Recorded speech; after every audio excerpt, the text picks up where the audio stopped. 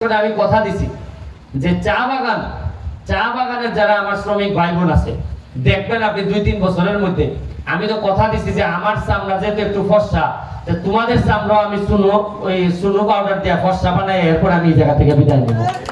এবং শুরু করিতেছি মহান আল্লাহর নামে, যিনি পরম করুণাময় এবং অত্যন্ত দয়ালু। আজকের মেলাটা আমার জন্য গুরুত্বপূর্ণ অন্যান্য যে কোনো মেলার চেয়ে। কারণ আপনাদের মনে আছে কিনা যে গত বছর আমি এমপি হওয়ার 1 বছর আগে আমি প্রায় 37,000 আমের চারা লাগাইছিলাম। আমার একটা বিশ্বাস ছিল যে গাছ যেভাবে কাটা হয়েছে সোনারগাঁ, এইগুলারে যদি আবার পরিপূর্ণ করা না হয় তাহলে সোনারগাঁটের পরিবেশ বাঁচানো খুবই কঠিন হবে। গাছ কাটলে যে খালি গরম বাড়ে তা না, গাছ কাটা বা এরকম শূন্য মাটিতে মানুষের মাথাও কিছু গরম থাকে। দেখবেন যে খুব দ্রুত রাগ উঠে যায়। মরুভূমিতে যারা সৌদি আরবের শেখ বা ওই যে কাতার টাতার, এরা কিন্তু দেখবেন মানুষ অনেক ক্ষেত্রে শোনা যায় যে এরা আমাদের লোক নিয়ে খুব নির্যাতন করে। আমরা আল্লাহ রাসূলের দেশ, এই কারণে এদের ব্যাপারে কিছু বলি না। মনে করি যে এখানে এই রাসূলের দেশ যেহেতু, আমরা কিছু মনে করি না, যে যা করে কিছু আমরা সহ্য করে নিই। তা আমার কাছে মনে হয়েছে যে কি কারণে এদের এত রাগ, মানুষ মারে। ওই গাছ যে নাই, গাছে ছায়াটা দিলে তো কিছু মনের মধ্যে এই কিছু করোনা বা মানুষের আবেগ ভালোবাসা জন্মাইতো। আমার কাছে মনে হয় যে এদের গাছ না থাকার কারণে কিছু এরা মনের মধ্যে প্রেম কম।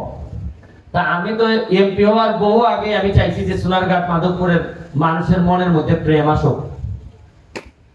আমি এই প্রেমকে আগাই নেওয়ার জন্য এইবার এমপি হওয়ার পর, আপনাদের মনে আছে আমি এমপি হওয়ার আগে যে নির্বাচনী ইশতেহারে বলছিলাম যে এমন ভাবে আমি এলাকাটারে গড়ে তুলবো যাতে সারা আকাশে আমার পাখি থাকে। আর পাখি থাকা সম্ভব তখনই যখন নিচে পাখির খাবার থাকবে। পাখির খাবারের জন্য এইবার অলরেডি আমরা এই পর্যন্ত প্রায় 33,000 আমের চারা সোনারঘাট মাধবপুরে লাগাই ফেলছি। আগামী 3 তারিখে আবার 28,000 আমের চারা আইতেছে। মানে 33,000 আর 28,000 সব মিলে প্রায় 50,000 যদি হয়, 50,000 হইলে প্রতিটা চারার দাম পড়তেছে মিনিমাম 52 টাকা করে। আমার প্রায় 25-26 লাখ টাকা লাগতেছে। এর মধ্যে 1 টাকাও সরকার থেকে বরাদ্দ নেই। তো আমার কালকে আমার পিএ জিজ্ঞেস করতেছে যে এত টাকা স্যার দিলে অন্যান্য অভাবী মানুষ এরা আসে, এরা এমপির উপর অনেক ভরসা করে আইছে, কেউ কয় পুরি বিয়া দিত, কেউ কয় ইটা দিত। তা আমি আমার পিএস এর জবাব দিছি যে অভাব হয়তো আজকের একদিনের অভাব কালকে হয়তো থাকবে না, কিন্তু এই প্রকৃতিরে বাঁচাইতে পরবর্তীতে একেবারে আরো বড় বড় এই এলাকার এমপি বানাইলো লাভ হবে না, অনেক দেরি হয়ে যাবে। এখন আগে অক্সিজেন বাড়াও, তারপর না হয় আমরা অভাব কমাই মনে। এখন না খাইয়া থাকি সবাই, আগে গাছ গাছালিতে পরিপূর্ণ করো। আজকে যে এই মেলাটা আরো 5,000 আমের এই কিসের চারা আছে বন বিভাগ থেকে দিবে। এগুলা নানা ধর্মের নানা বর্ণের গাছ, এইগুলো আমরা বন্টন করব। আগামী 3 তারিখ স্কুল খুলতেছে, স্কুলে আমরা বাচ্চাদেরকে আমরা এই কিসের পক্ষ থেকে, আমাদের পক্ষ থেকে আমরা গাছ পাঠাই দিতেছি। আপনারা এগুলা যত্ন করে লাগাবেন। আমি কৃষি অফিসার, আমাদের এসিলেন্ট মহোদয়, আমাদের ভাইস চেয়ারম্যান, নতুন 2 ভাইস চেয়ারম্যান, আমাদের চেয়ারম্যান বৃন্দ এখানে যারা আছেন, সবাইকে আমি শুভেচ্ছা জানাচ্ছি যে কাজ করার মানসিকতা নিয়ে সামনের দিকে আগাই যেতে হবে। কারণ আমরা পুরা এইবারের প্রশাসন পুরাটাই মোটামুটি নিজের পায়ে দাঁড়াইতে এই জায়গা পর্যন্ত আসতে হয়েছে। আশা করি কেউ ডাকুক না ডাকুক, কেউ করুক না করুক, আমরা আমাদের নিজেদের যোগ্যতা নিয়েই আমরা আগাই যাব। এখানে আরো যারা আছেন আমি সবাইকে আমার ব্যক্তিগত পক্ষ থেকে ধন্যবাদ জানাচ্ছি। আর আজকে একটা খেলার দাওয়াত দিচ্ছে আমাদের কসবার সাথে। আপনারা ব্রাহ্মণবাড়িয়ার কসবা, মানে আমাদের মাননীয় আইনমন্ত্রীর এলাকা, কসবার থেকে একটা ফুটবল টিম আসবে আমাদের সোনারঘাটে ডিসি স্কুল মাঠে। কসবা বনাম সোনারঘাট আমাদের একটা ফুটবল ম্যাচ হবে, এখানে আপনারা আসবেন। শুধু কষ্ট করলেই হবে না, কিছু আনন্দ তো নেওয়া লাগবে নাকি?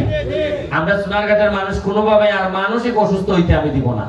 আর বিশেষ করে আমি কথা দিছি যে চা বাগানের যারা আমার শ্রমিক ভাই বোন আছে, দেখবেন আপনি 2-3 বছরের মধ্যে, আমি তো কথা দিছি যে আমার চামড়া যেহেতু একটু ফর্সা, তোমাদের চামড়া আমি সুনো পাউডার দিয়ে ফর্সা বানাই, এরপর আমি এই জায়গা থেকে বিদায় নেব। এবং মানে আমাদের বিশ্বাস করেন যে এত সম্পদ চা বাগান, এই চা বাগানের পুরা নিচেই বালু আর বালু। আমি যখন দেখি বাগান ভাঙে তখন দেখি নিচে খালি বালু, এর মানে আমার মনে হয়েছে যে পুরা সোনারঘাটের নিচেই বালু, মানে সৌদি আরবের নিচে তেল আর আমাদের নিচে বালু। এর মানে আমরাও কিন্তু ব্লেসড, আমরাও কিন্তু আশীর্বাদ প্রাপ্ত। আমাদের মানুষগুলোরে খালি ঠিক করতে হবে, দেখবেন যে আমরা কিভাবে বঙ্গবন্ধু সোনার বাংলা বানাই দিই। আমরা আপনাদের সবার কাছে জননেত্রী শেখ হাসিনার জন্য দোয়া চাচ্ছি। ওনার মডেল কিন্তু এইগুলা, এই যা যা মডেল আপনারা দেখতেছেন, উনি কিন্তু কৃষির উপর ব্যাপক জোর দিচ্ছেন। উনি ব্যক্তিগতভাবে আমারে বলছেন যে 1 ইঞ্চি মাটিও তোমরা তোমার এলাকায় খালি রাখো না, কাজ করতে থাকো। উনি আমার ব্যক্তিগতভাবে বলছেন, মানে বুঝেন যে উনি কতটা গুরুত্ব দিচ্ছেন কৃষিরে। আমি আপনারা এই গুরুত্ব বিবেচনায় আপনাদের জায়গা থেকে কাজ করবেন, এই কথা বলে আজকের মতো বিদায় নিচ্ছি। জয় বাংলা, জয় বঙ্গবন্ধু।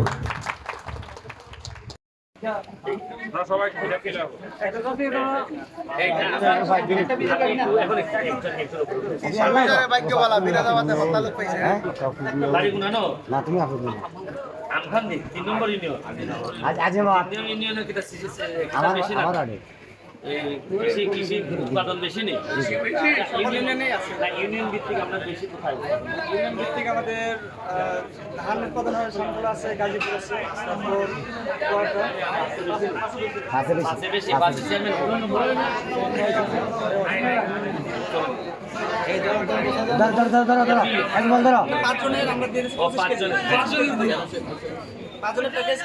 পাঁচজন কৃষক এখানে 25 কেজি বীজ দেওয়া আছে, 1 বস্তা ডিএপি সার, 1 বস্তা এমওপি সার।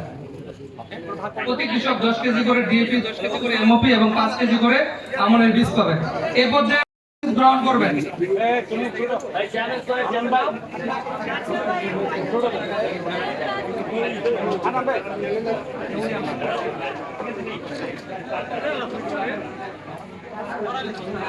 ঠিক আছে।